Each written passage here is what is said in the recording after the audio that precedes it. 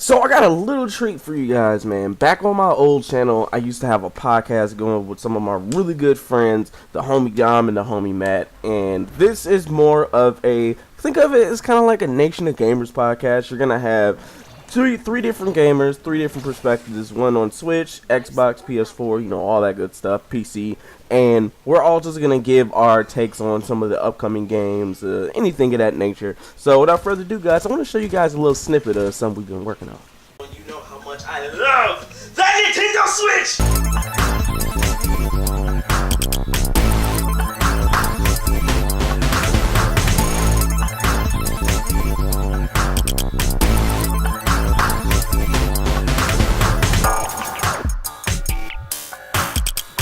What's going on, YouTube? It is your boy QKG, and we are getting down with the Quinn Knows podcast. That's just what we're going to call it for right now. But it is just the nerd session where me and the homies are going to discuss gaming, comics, TV shows, movies, anything. So we're going to go ahead and go down the list. We got the returning homie himself, Dom, a.k.a. Four Wheels in the Mic. Go ahead and say what's up to the people. What's going on, people? It's glad to be back in the session with everybody.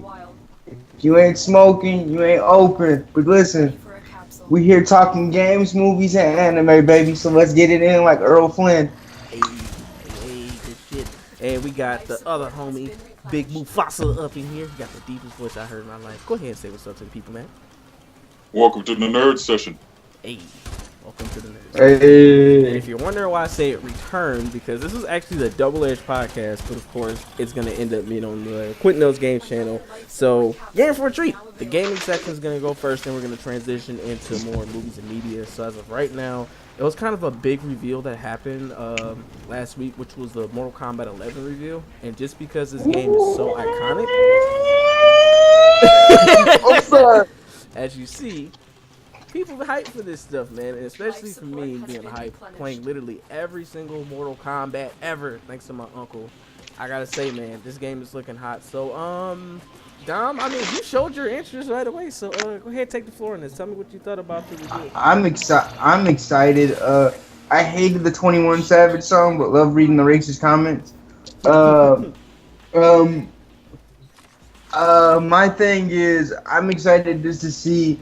Because 10 was so solid of a game, like, I had to think back when 10 came out. Because I was playing 10, like, you've known me for a while, Quentin, so do you, man.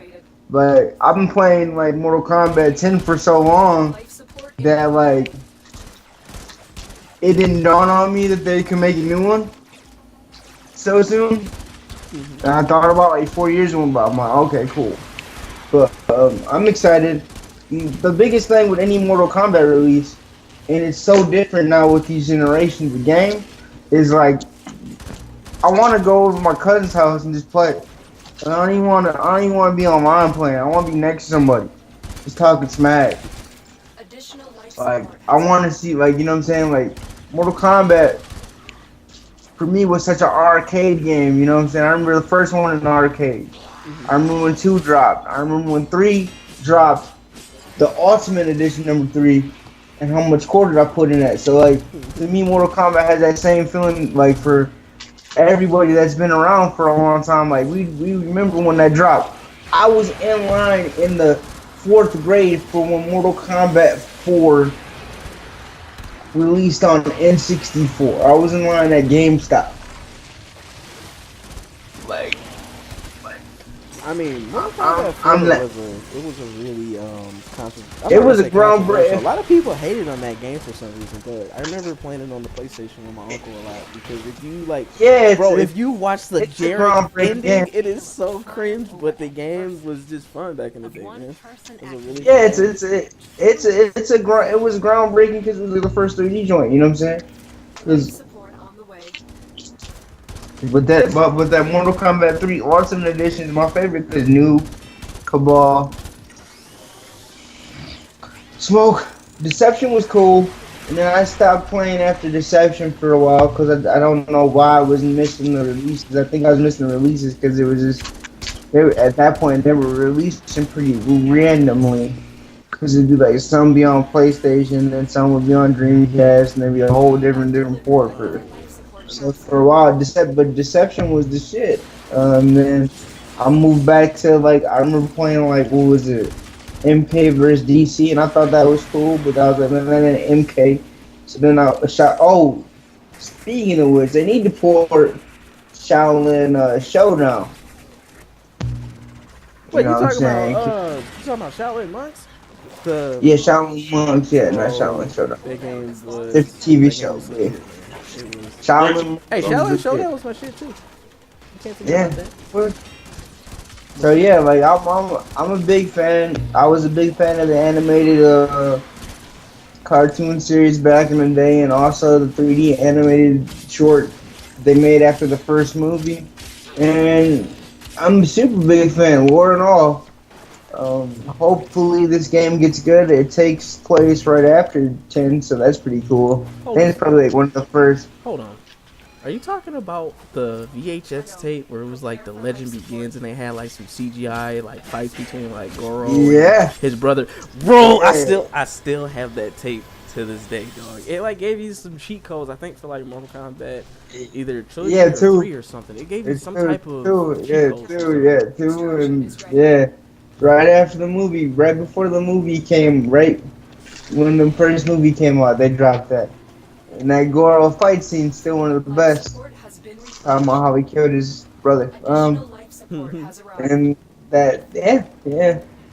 If anybody can find footage of that, just watch that. It's a little cheesy now, but it's still nostalgia feels. It's funny that you bring up that film because I actually watched it on, like, I was watching some of the fights on YouTube and I said, why did I think this is so dope? But then watching it again, it was still cool. I think they had like the Kung Lao and Goro and then like the Scorpion and Sub-Zero one. But you can see how the story has shifted because they had to reset everything because the story got so wacky. I literally have played every single Mortal Kombat game up until now, and I must say I was glad that they did the reset for MK9, making it to where, because the story was so out of whack, they had it to where Shang Tsung and Quan Chi killed Liu Kang out of all characters, and I remember my uncle bringing home Deadly Alliance, and I was like, why did they kill off Liu Kang? And then they brought him back as a zombie, which was dumb as shit. But they had to reset it. The gameplay for MK11 looks really good, and I'm liking the fact that they're tying everything in together, because the character, I think her name is Kronos, she is the person who's been giving Raiden those visions and like flashbacks from Mortal Kombat 9, the reboot. So now after he fucked up and messed with the amulet, now he's corrupted with dark energy, that's when she's going to step in, and that's why we're seeing a character like Garrus come in, who also has like this time manipulation ability. So the game is definitely a day one pickup. It's coming out on just about all platforms, including the Switch, just in case if I want to like get like a copy and play it while I'm at work. But besides that, man, it's a definite day one pickup. I love the changes that they've made. They've had it to where now you have offensive and defensive meter and your final blow, which is like tied to 30% health, similar to Tekken's like super moves or whatever. So honestly, the game is just looking better than ever, honestly, because no matter what they do, they always make like a ton of changes, which is good. So I mean, I'm just waiting on the game to hurry up and come out. I want to see some more characters. Please make Reptile semi-human again. Don't do that Deadly Alliance bullshit. I'm serious. Reptile was my favorite character, and then when they just made them all like, ugh, I don't know. I ain't like it, but that's my thoughts on MK11. What you think, man? Cause I'm not sure. I don't remember asking you about Mortal Kombat like that. So what's your thoughts on it? I've never been a big Mortal Kombat player. I'm gonna be honest. I'm always up to date with the storyline, but whenever I play it, I get my ass beat. Like You ain't never had enough black friends. I'm sorry, man. that